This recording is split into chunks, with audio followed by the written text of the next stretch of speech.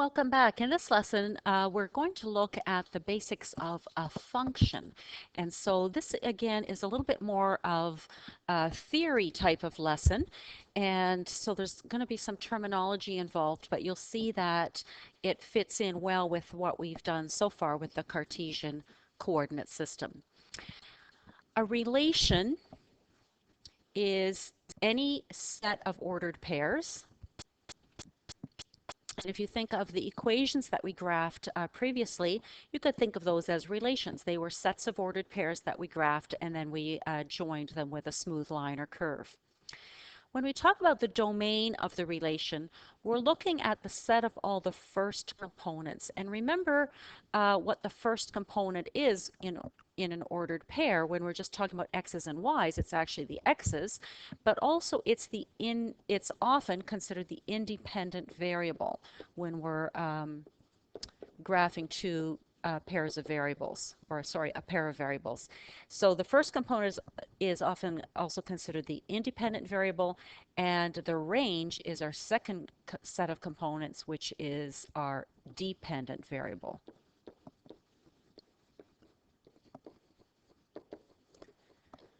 Okay, so here's a relation. We've got ordered pairs, and I've got 1, 2, 3, 4, 5 ordered pairs. The first ordered pair is Diana hamburger.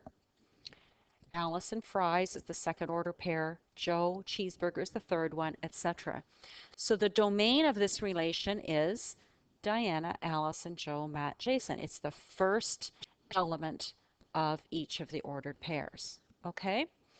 The range is hamburger, fries, cheeseburger, hot dog, and fries. And we don't repeat it because it's actually a set of values. And so we don't repeat the fries. And these are the elements of the range. And it's going to be the second set of each. Okay, so that's one way to look at the idea of domain and range. Domain is the first ones, range is the second ones in ordered pairs. Here's another example of a way to look at ordered pairs and domain and range. So in our first ellipse here, we've got these 5 elements, Annie, Bobby, Cindy, Dougie, and Eddie, and they map onto elements of our second ellipse here. So the domain is this blue oval and range is this greener colored one. So let's take a look first at what the ordered pairs are. Since Annie maps onto 3, Annie 3 is our first ordered pair. Bobby 4 is our second ordered pair. Cindy 5. Dougie 5. And Eddie 6. So there's our 5 ordered pairs for this relation. The domain is this entire set of the first ones, and the range is this entire second set of the second elements of the ordered pairs.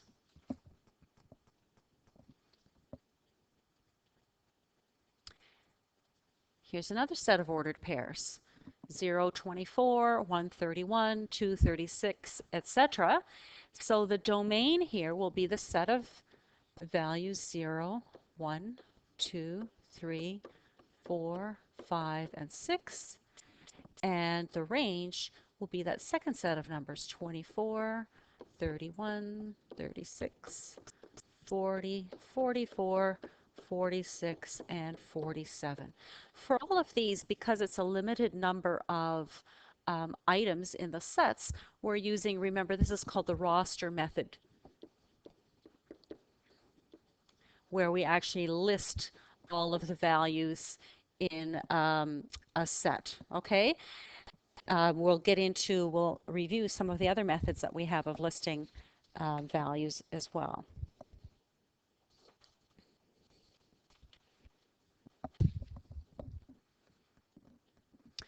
Okay, the definition of a function now sounds very formal. A function is a correspondence from the domain to the range so that each element of the domain corresponds to exactly one element of the range. In other words, for each input, there is only one output, okay? So for each item in the domain, there's only one item in the range, okay? And then we can call it an actual function. So the question is, are the relations that we saw above, are they also functions? So let's take a look. I'm going to scroll back up to the previous one with the numbers here. For each of these values in the domain, how many, so for 0, there's only one, it only corresponds to one element in the range. 1 only corresponds to one element in the range. And for all of the items in the domain, they only correspond with one element in the range. So this one is a function. Let's look at example 2. We've got Annie, Bobby, Cindy, Dougie, Eddie in our domain, and each of them does correspond to only one element in the range. So Dougie and Cindy both correspond to 5, but each, like Dougie, only corresponds to 1, and Cindy only corresponds to 1. So since each of these only corresponds to one number in the range, they are also, this example is also considered a function. This relation is called a function. If we look at our food order here, Diana only corresponds to hamburger, Allison only corresponds to fries, etc. Each of the elements in the domain only corresponds to one element in the range, so this one is also a function. So I'm going to scroll back down to where our question was. So are the relations shown above also functions? Yes, they all are. What if we took example 2 though and reversed it and said, well, let's have the domain be the numbers 3, 4, 5, and 6 and have our range be Annie, Bobby, Cindy, Dougie, and Eddie. In this case, 3 only corresponds with one element, 4 only corresponds with one element, but 5 corresponds with 2 elements in the range, so this one is not a function. Okay, it's still a relation, but it's not a function.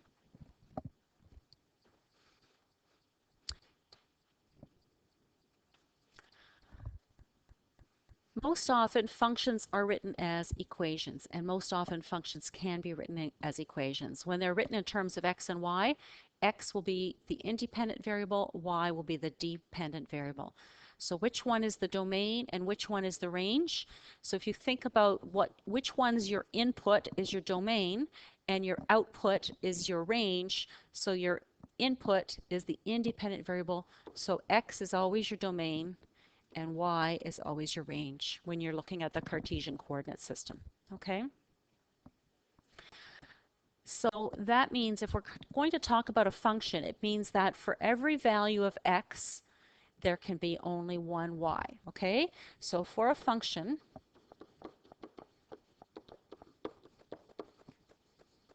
for every x, there can be only one y.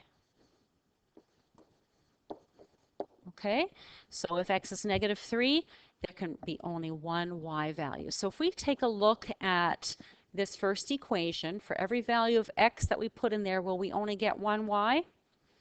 It's hard to tell sometimes when an equation is written in this format, but if we rewrite the equation in terms of y equals, then it's often easier to see. So let's take a look at this equation. If I rearrange it so that I keep the y term on the left and everything else goes to the right, we'll have 3y equals -2x squared plus 6. And we can divide everything by 3. So we get y equals -2/3 x squared plus 2. And you can see then more easily that for any value that I put in for x, I'm only going to get one value for y. So yes, this one is a function.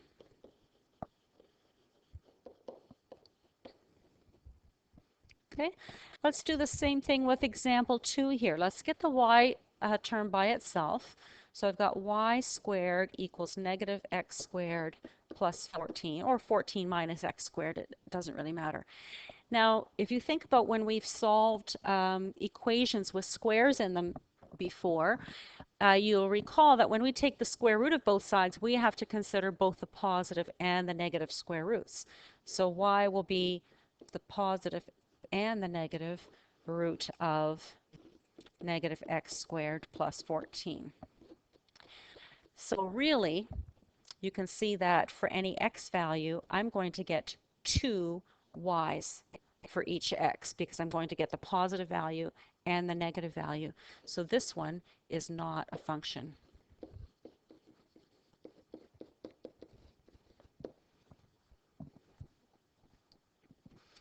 So this is the method that we use for determining if an equation represents a function. Write the equation in explicit form. That means writing it as y equals.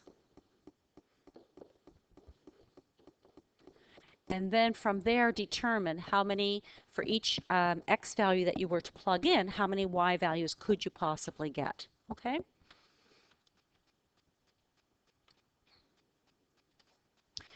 So if an equation in x and y gives one value of y for each value of x, then y is a function of the variable x. And we often write functions using this terminology, f at x. Okay, and we'll use g at x and h at x sometimes as well, especially if we're dealing with more than one function at a time. But most often we use the letter f for that. So y equals 3x plus 2 as an equation becomes f at x equals 3x plus 2, where x is the input, the domain, the independent variable, f at x is the output, the range, the dependent variable. Okay, so it's a different way of thinking about the function where instead of thinking about the y coordinate, you're thinking instead of what's the value of the function for specific or for given values of x. Okay, so let's do a little bit of work using function format. So here I have f at x equals 2x squared minus 3x plus 5. I want to evaluate f at 2. Notice that that 2 is where the x is in f at x. So f at 2 means we're going to replace all the x's with 2's. So that'll be 2 times 2 squared minus 3 times 2 plus 5, which will give me 8 minus 6 plus 5, which is 7. F at x minus 2 will give me, let me see if I can pick up a different color, if that'll work here, just to distinguish that one. No. F at x minus 2 means we replace each of the x's with x minus 2. So that'll be 2 times x minus 2 squared minus 3 times x minus 2 plus 5. And we could multiply that all out and we'll get 2 times x squared minus 4x minus 4 minus 3x plus 6 plus 5. So I've got 2x squared and no other x squared terms. I've got negative 8x minus 3x, so minus 11x. 2 times negative 4 is negative 8 plus 11, so plus 3. So there's B right there. Sorry for that being so messy looking. And then for C, we could also plug in a negative x. And if you think about squaring negative x, that becomes the same thing because negative x squared will be the same as x squared. But this will become a plus 3x because it'll be minus 3 times the negative x. So it'll become a plus 3x plus 5. So this one will become f at negative x will be equal to 2x squared plus 3x plus 5. Try that yourself so that you can think it through and see why it makes sense. And if you're not sure, make sure you ask next time in class.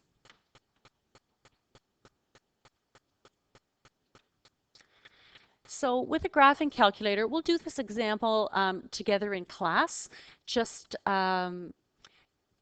so that I know that you know which commands to use with the calculators and so forth. And we'll put in an equation or a function, and I'll teach you how to use the calculator to do this. There's a couple of different ways to do that. And we will need to make sure that we know how to use our viewing rectangles for functions as well. All right, if we look at the vertical line test for functions, if you think about it, and again, we'll do this question together in class, but if a function is on the x and y graph, so for any x, I can only have one y, so something like this, each x along here only has one y value. So if I ran a vertical line anywhere through this, it would only cross the function or the line once. So that one is a function. Whereas if I have something that's shaped like this, as soon as I draw a vertical line through parts of it, I can get 2 points. So for that value of x, I've got 2 different y values. So this one's not a function, whereas this first one is a function, okay? So the vertical line test works really nice with graphs because you can very quickly visualize whether something is a function or not.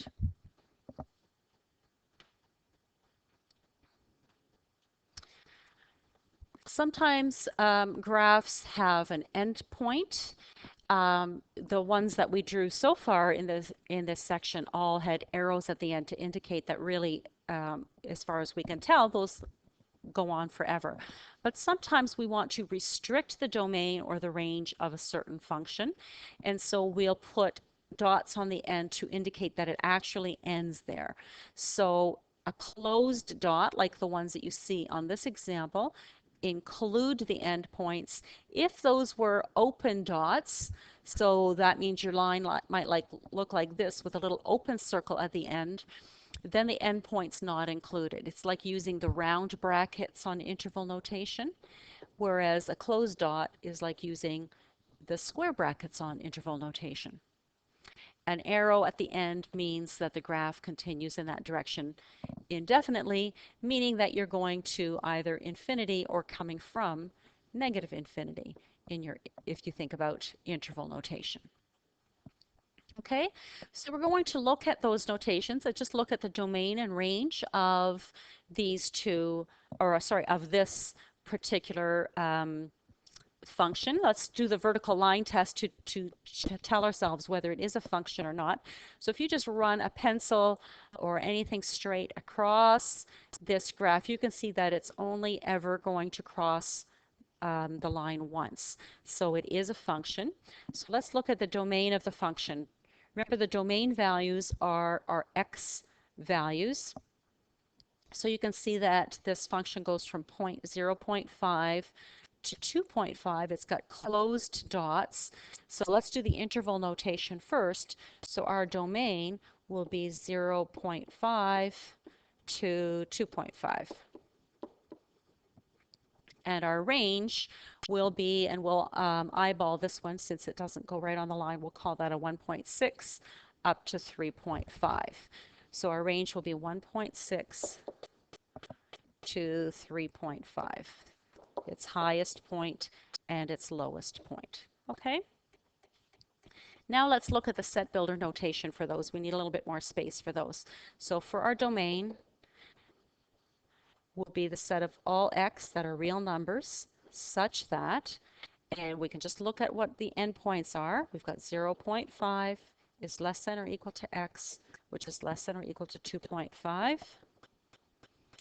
And our range, similarly, will be the set of all y values and that are real numbers. Because it's a solid line, we know that this is all real numbers because the solid line indicates we're including everything in between those points. And we're going from 1.6 up to and including 3.5. Okay, so hopefully that's coming back to you easily from our earlier time in the course looking at set notation and interval notation. And again, let's look at the intercepts. If we know the equation of a function, we can find the x-intercepts because if you think about the graph crossing the x-axis is along where y is equal to 0. So we could substitute y equals 0 into the equation to find the x-intercept. We could get a y-intercept when x equals 0. So we could substitute the value 0 into a function and find out what value y has, and then we would know our y-intercept. We can also look at the graph to find the intercepts, and I just scanned a picture from your textbook to show you how that can be done. First of all, look at the graph and decide whether it's a function or not. If you look at the vertical line test and pass a vertical line across going left to right here, you can see that at any one point it never crosses that blue line more than once. So yes, it is a function, and in fact it shows that it's a function right there too. And so let's look at the y-intercept. The y-intercept is 3 because it crosses the y-axis at 3. It has 3 x-intercepts. It crosses the x-intercept 3 times, once at -2, once at +3, and once at +5. So if you have a graph, it's easy to find your intercepts as well. And remember that these can also be written as ordered pairs. So our y-intercept could be the point 0, 3. Our x-intercepts could be -2 and 0, 3 and 0, and 5 and 0. Okay, so they can be written as ordered pairs, or they could be written as just single numbers as intercepts. And that is the end of this lesson. Have a great afternoon, evening, morning, whichever it is for you.